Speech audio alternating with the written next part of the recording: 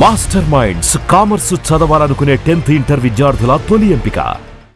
And vehicles గురించి ఆయన మాట్లాడకూడదు, ఎందుకంటే లాస్ట్ 5 సంవత్సరాల్లోనే కూడా ఒక్క వెహికల్ కూడా కొనకుండా గడిపేశాడు. పోలీస్ వ్యవస్థను ఎంత నిర్వీర్యం చేశారో మనందరికీ తెలుసు. కానీ ఉన్న వెహికల్స్లోని కూడా ద బెస్ట్ వెహికల్నే ఆయనకి పంపించడం జరుగుతుంది. ప్రతిరోజు ఆయన ఇంటి దగ్గర మా బుల్లెట్ ప్రూఫ్ వాహనం, ఆ డ్రైవర్ కూడా పోలీస్ డిపార్ట్మెంట్కి సంబంధించిన డ్రైవర్ ఉంటాడు కంపల్సరీగా.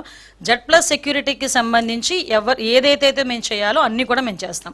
ఆ ట్వీట్లోని కూడా ఈ రోప్ పార్టీల గురించి వాటి గురించి మాట్లాడారు. సిచ్యువేషన్ బేస్ చేసుకుని రోప్ పార్టీలు పెడతారు తప్పించి జెడ్+ సెక్యూరిటీలోని రోప్ పార్టీ ఉండాలి అంటే ఇలాంటి అంశాలన్నీ ఇప్పుడు గుర్తొచ్చినాయి. కానీ ఆయనకి ఎందుకు మీదకి వచ్చారని, అరే నువ్వు రమ్మని చెప్పావు, మీరు రమ్మని, మీరే కదా ర్యాలీకి రండి, పలానా చోట ఎంతమంది ఉండండి, పలానా చోట ఎంతమంది ఉండండి అన్నారు. అక్కడ ఒక ప్రాణం పోయిందని తెలుసుకొని ఇంచుమించుగా నరసరావుపేట దాటిన తర్వాత పోలీసులు ఆంక్షలు విధించి కాసేపు మిగతా వెహికల్స్ని వెళ్లకుండా ఆపితే అంబటి రాంబాబు గారు ఎంత సీన్ క్రియేట్ చేశారండి అక్కడ. ఆ పక్కన స్టాపర్స్ని తీసి పడేసి, లాగి పడేసి, పోలీసులను తోసేసి, అది మీ నాయకుడి రక్షణ గురించే కదా మేము ఇక్కడ వీళ్ళందరినీ ఆపుతున్నాం. ఆల్రెడీ ఒక ప్రాణం పోయింది అక్కడ, 2 ప్రాణాలు పోయినాయి అక్కడ. కొంచెం ఆగండి, అతను వెళ్ళి పరామర్శించి ఆ విగ్రహం ఆవిష్కరణ చూసుకొని వెనక్కి వస్తారంటే ఒక్కరు వినలేదే. ఇక్కడే కాదండి, పొదిలిలో కూడా అదే పరిస్థితి, సత్యసాయి జిల్లాలో కూడా అదే పరిస్థితి. అంటే ఆయన ఏం చేస్తారంటే ఉన్మాదుల్లో ఉన్న వాళ్ళ కార్యకర్తలను రెచ్చగొడుతూ ఆయన మీదకు తీసుకొచ్చుకుంటున్నారు. ఈరోజు అతనికి బాధ్యత లేదా? ఈరోజు ప్రతిపక్షాల గురించి మాట్లాడతారు. ఆ రోజు మేము ప్రతిపక్షాలు ఉండేటప్పుడు ఏ రకంగా చేశారో ఆయనకి గుర్తు రాలేదా? ఆయనకి ఇందాక నేను ఏదో ట్వీట్ పెట్టారని చెప్పారు, మేము ఆంక్షలు విధించామా అని అడిగారంట. నిజంగా ఒకసారి జగన్మోహన్ రెడ్డి గారు ప్లీజ్, నేను ఇంతకన్నా గట్టిగా మాట్లాడలేకపోతున్నాను, ఎందుకంటే నాకు జాలనిపిస్తుంది మిమ్మల్ని చూస్తూ ఉంటే. ఆంక్షలు విధించామా అనే ముందు ఒక్కసారి లాస్ట్ 5 years జరిగిన సిచ్యువేషన్స్, చలో ఆత్మకూరు అని చెప్పి ఒకటి పెడితే సాక్షాత్తు చంద్రబాబు నాయుడు గారి ఇంటి గేటుకి తాడులు కట్టిన పరిస్థితి మీరు మర్చిపోయారా అండి? వైజాగ్ పర్యటనకి చంద్రబాబు నాయుడు గారు వెళ్తే ఎయిర్పోర్ట్లోనే చంద్రబాబు నాయుడు గారిని మమ్మల్ని అందరినీ ఆపేసి మీకు వైసీపీ కార్యకర్తల చేత నానా మాటలు మాట్లాడించి, నానా మాటలు దూషించి మమ్మల్ని అందరినీ కూడా ఎలా రోడ్డు మీద కూర్చోబెట్టారో మర్చిపోయారా అండి? ఇదే చంద్రబాబు నాయుడు గారు ప్రతిపక్ష నేత హోదాలో, ఆయన ఇప్పుడు ప్రతిపక్ష నేత. ఈరోజు మీరు కాదేమో, ప్రతిపక్ష హోదా లేదు మీకు, కానీ ఆయన ఆ రోజు ప్రతిపక్ష పార్టీ హోదాలో ఆ రోజు నాయకుడిగా తిరుపతి వెళ్తే, అదే తిరుపతి ఎయిర్పోర్ట్ నుంచి బయటికి కూడా రాకపోతే తిరుపతి విమానాశ్రయంలో ఆయన కూర్చొని ధర్నా చేసిన పరిస్థితి మీరు మర్చిపోయారా? లోకేష్ బాబు గారు పాదయాత్ర చేస్తే ఆయన పట్టుకున్న మైక్ని తీసుకెళ్ళిపోయారు, ఆయన నుంచున్న స్టూల్ని తీసుకెళ్ళిపోయారు, ఆయన గురించి ఏదైనా స్టేజ్ కడితే స్టేజ్ని ఇప్పేశారు. అంటే ఇవన్నీ మీరు ఎలా మర్చిపోయారు? అది కాక మా పార్టీ ఆఫీసుల మీద దాడులు, ఇవన్నీ మేము ఏదైనా కార్యక్రమానికి వెళ్తే మీరు ఇచ్చిన ఆంక్షలు ఇవి.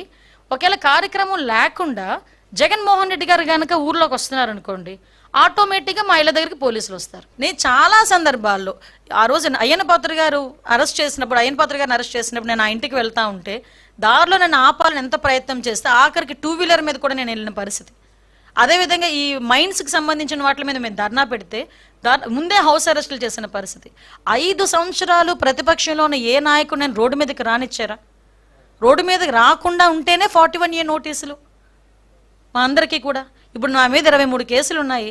23 కేసులు ఒకసారి తీసి చూడండి, ఏ కేసులు ఒకసారి మీకే తెలుస్తుంది. చాలా మంది మీద కేసులు ఉన్నాయి. అంటే నేనేమంటానంటే ఈయన ఆంక్షలు విధించానా అని అంత అమాయకంగా మాట్లాడుతూ ఉంటే నిజంగా చాలా బాధ అనిపిస్తుందండి. ఈయనకి నిజంగా మతిమరుపు ఏమైనా వచ్చేసింది ఆయనకి? జెడ్+ సెక్యూరిటీ ఉన్న వ్యక్తికి బుల్లెట్ ప్రూఫ్ పంపిస్తే నా దగ్గర బుల్లెట్ ప్రూఫ్ లేదంటాడు. అంటే అబద్ధాలు, నోరిప్పితే అబద్ధాలు. అంటే నెమ్మదిగా నంగనాచిలా కూర్చొని ప్రెస్ ముందు కూర్చొని లేదంటే ట్వీట్ పెట్టేస్తే జనాలు నమ్మేస్తారు అనుకుంటున్నారా? వాస్తవాలు కదా.